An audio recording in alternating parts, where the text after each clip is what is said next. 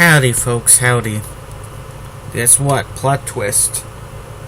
We're still in the middle of a terrible storm, but maybe it'll be done tomorrow, so I can go out and get the lottery tickets, because I have a feeling if I don't go out tomorrow and get them lottery tickets, that'll be the day that our numbers come in, and you know, screw that, right? We deserve the lottery tickets. We've been playing those numbers since 1970, since before I was even born. So, yeah. At least we didn't lose power, which is a good thing, because if we lost power, then there'd be no heat. There are people snow blowing outside. I don't know how to operate a snowblower, but I don't feel too guilty about that, because my cousin is in Harvard Law School, and he probably doesn't know either. Our generation, for some reason, we're just not very handy with stuff. We'll probably have to learn how to do all that stuff eventually. We'll be like a self-taught generation or something like that. Either that or we'll have to spend a fortune on repairmen and services and stuff. Okay, let's get on with it. Time to introduce some characters. Bread Dwarf. Alright, let's finish with D. D was in a typical army sort of uniform. He was wearing a Jade officer's dress uniform. Peaked cap and black boots on his feet. And all. He looked pretty good. Pretty imposing. He was going undercover. He was going along with the commandos undercover to assist with getting here and there. If they found a situation where they couldn't sneak around the guards, D could march up to them, berate them, or distract them, and the men could slip past.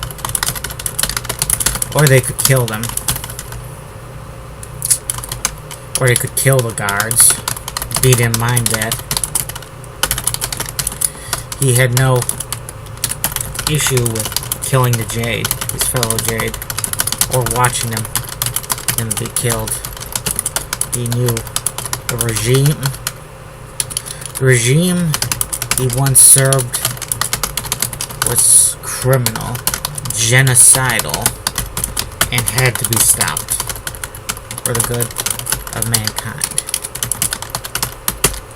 Need more good guy hero, need more bad guy defectors in these kind of stories.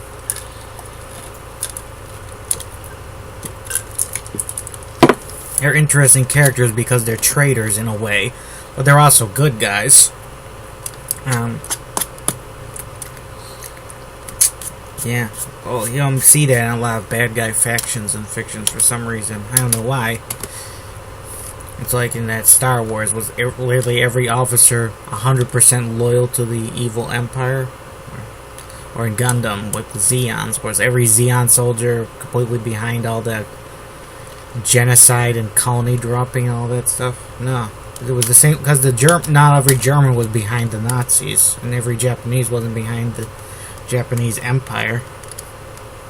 If there was, then who would have been running Japan after World War II, right? Exactly. If they were all completely on board with the Japanese Empire, none of them would have collaborated with the Allies after the war. And the same goes with the Germans. Let's see, he knew the regime would serve his crew and never be stopped for the good of mankind.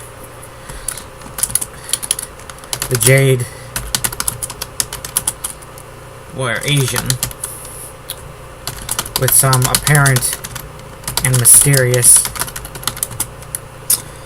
Caucasian blood mixed in. And there's somewhere where many generations ago,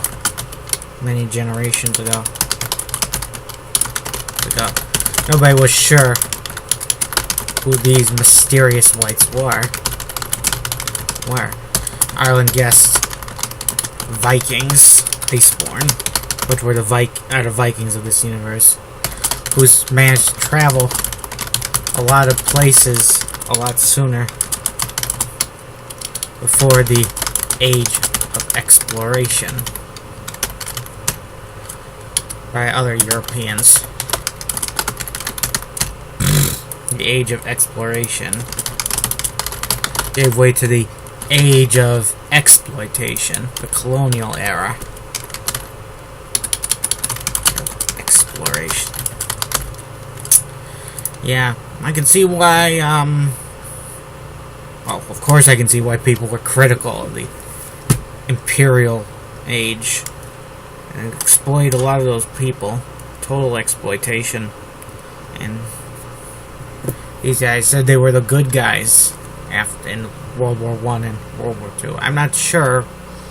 Both sides were about even, I guess, until the Americans got involved. And the Americans were good guys, definitely, in World War I and World War II. It's not up for debate. In World War I, the situation was more grayer, because you had two imperial powers, the Central Powers and the Entente, smashing each other to pieces. America's involvement probably ended the war. All those fresh troops arriving. I'm rambling here. Let's get back to this. The Jade weren't like most Asians. They didn't look like like Wulians, Koreans, Japanese, or the Klekons. Klekons are the Vietnamese, and the Wulians are Chinese. For some reason, I have trouble remembering the alternate names for the Koreans and the Japanese. The Japanese begins with K, and so does the Korean, so they're not that different. They had grayish skin, gray-hued skin, and golden-hued eyes, giving them a fearsome look.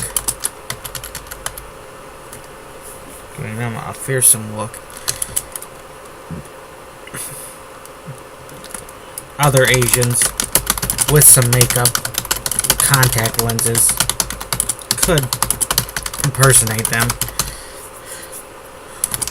There were a few whites who could convincingly impersonate a Jade.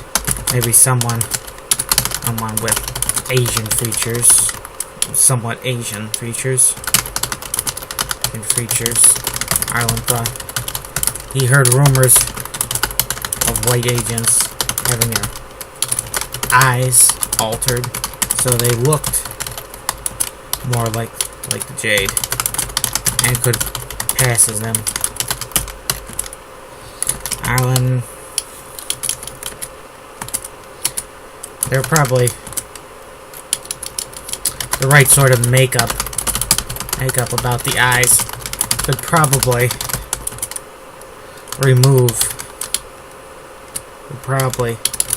save a person from any risky. Eyes could probably remove the need for surgical alterations.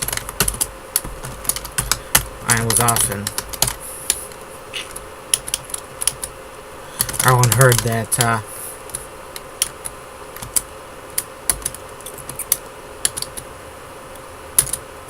Ireland's own eyes were gold color. They're very different from the Jade. Besides that, they were reptilian and somewhat large, and very large. Very large, but not bulging.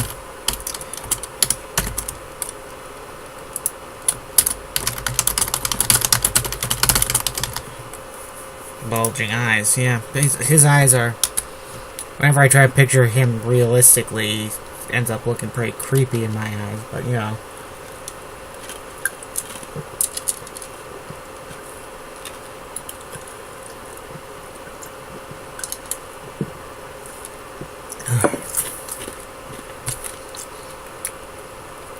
Diet Pepsi, you can really taste the dye brown color, red Type 223 in there.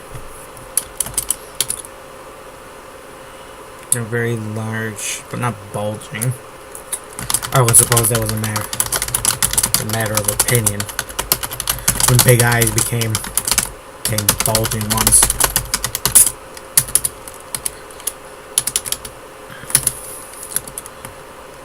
Having a Jade as an infiltrator, having a real Jade as an infiltrator was a rare thing. Ireland didn't know about any of them besides D. Is that incorrect? I have a feeling I might be incorrect. I think I might have had another story earlier in this book where Ireland was working with an infiltrator besides D. I'm not sure.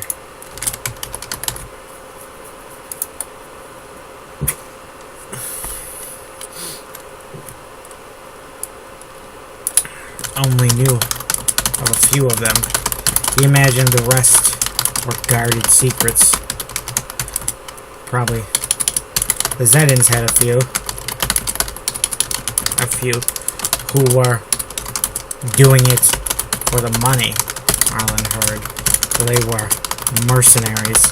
They weren't men who switched sides because they saw the evil that their nation was doing. D was no merc. But he was being paid. But he was still getting a soldier's salary. His main motive, besides the defeat of the Jade Empire, was the rescue of a princess that he was in love with.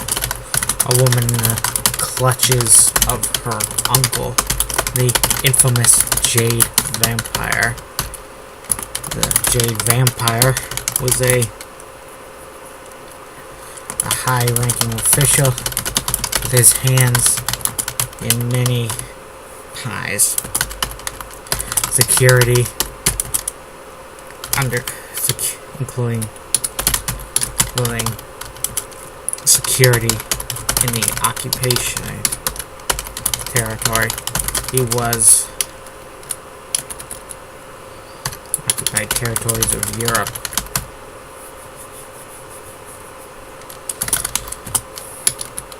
He was allegedly responsible for many deaths.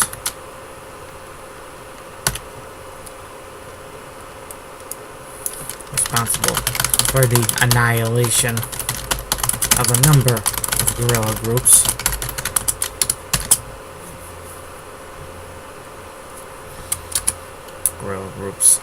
He was, every year, his power expanded, and some wondered if he might become the number 2 man of the Jade Empire. Besides the Emperor himself.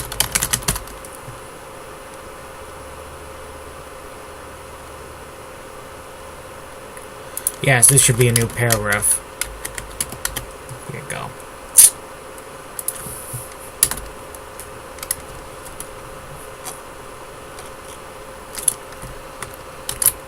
Let's see. Time to introduce the other fellas.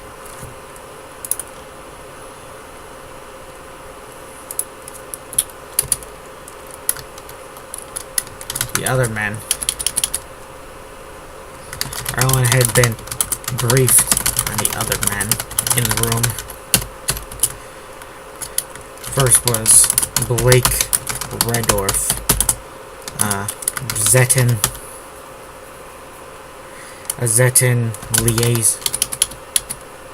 guerrilla warfare expert, and the Zetan liaison to the Liverpool underground.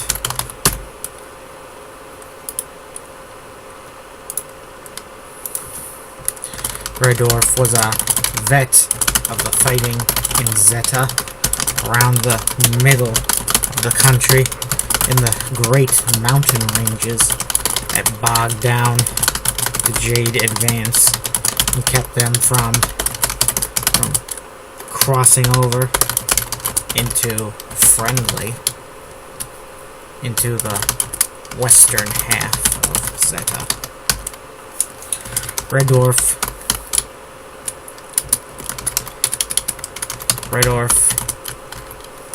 looked like Red Dwarf had short red hair, dark red hair, greenish blue eyes, and a tan. He was somewhere in his late 20s and was athletically built. He was in a full Zetan army uniform. Only thing missing being a helmet and a rifle slung across his back. Arlen had expected to see him in a dress uniform, like he was in the photo at the brief. Photos. What are photos? Shit. Cloud cover. Now the room suddenly became about 20% darker all of a sudden. Like some meteor is about to hit us.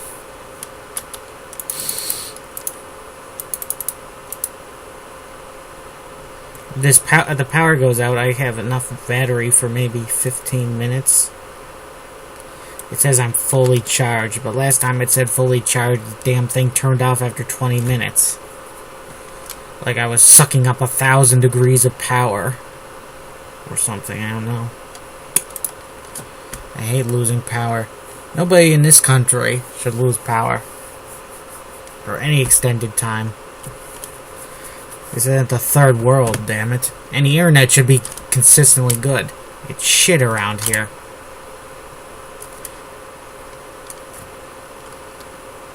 Everybody complains in the house about the internet. But, you know, nobody wants to get a new service or anything. I wouldn't mind. I'd get a new service, maybe satellite internet or something. Like he was in the brief. Clearly, right off, intended to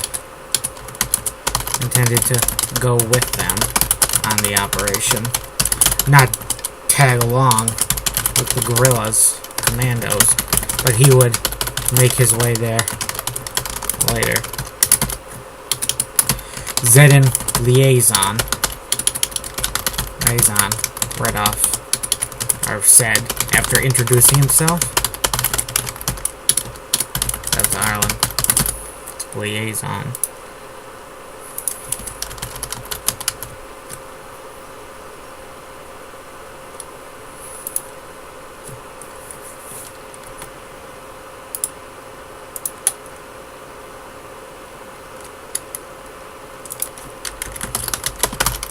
Captain.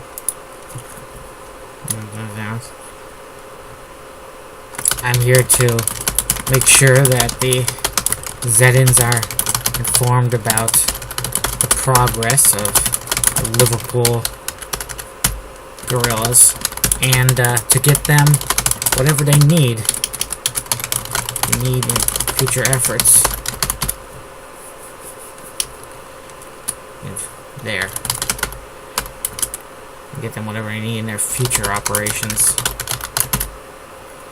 Get them whatever they need in their future operations. An important job. Alan replied. Men like Red Dwarf are vital in past operations.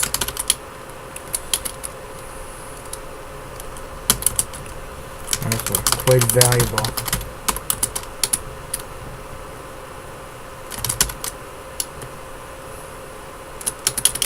Guerrilla groups needed friends like Red Dwarf. An officer who didn't just sit around.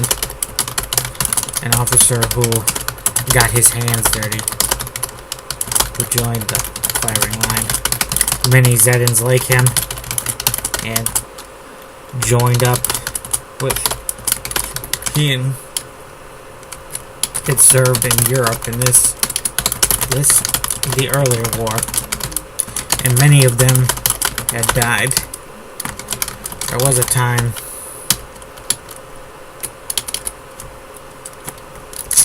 you one of those gun-ho Yanks who shoots first from the hip.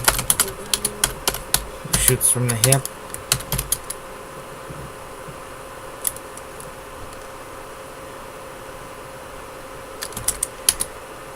Rapier.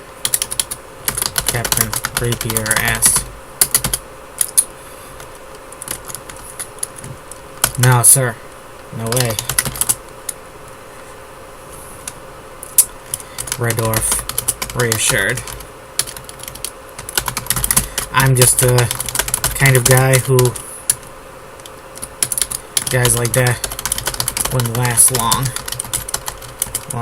in the underground.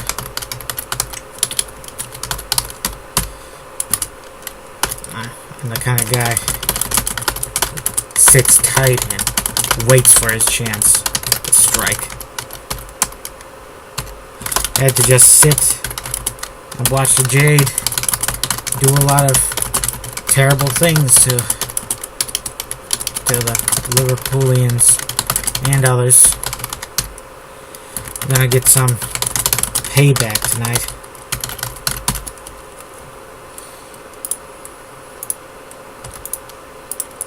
Yeah, that's it. I knew the feeling. Being a guerrilla, you had to be careful. You had to fight carefully. Often meant having to watch the Jade commit terrible crimes, executing civilians, stealing, raping, stealing.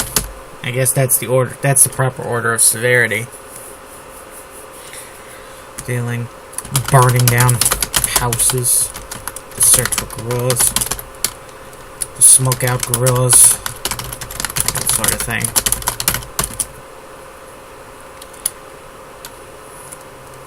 I knew guys who documented every atrocity they witnessed, so that someday there would be an investigation and those Jade responsible might see justice in a courtroom. Should be a spin-off of Law and Order where they're just about investigating war crime trials, like in Germany after World War II, or maybe the Bosnian Wars. I mean the Yugoslav Wars. Was it Bosnian Wars? I'm not sure how many. If all the wars involved Bosnia or just a few. I think the second one, that was called the Bosnian War, was the bloodiest.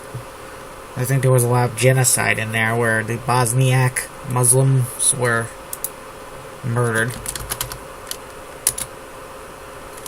Bosniak. Where are the Bosniak Muslims? It's been a while since I've researched that war, so I hope I'm not being insulting by not knowing as much about it. Well, okay, folks. See you later. Have a nice day.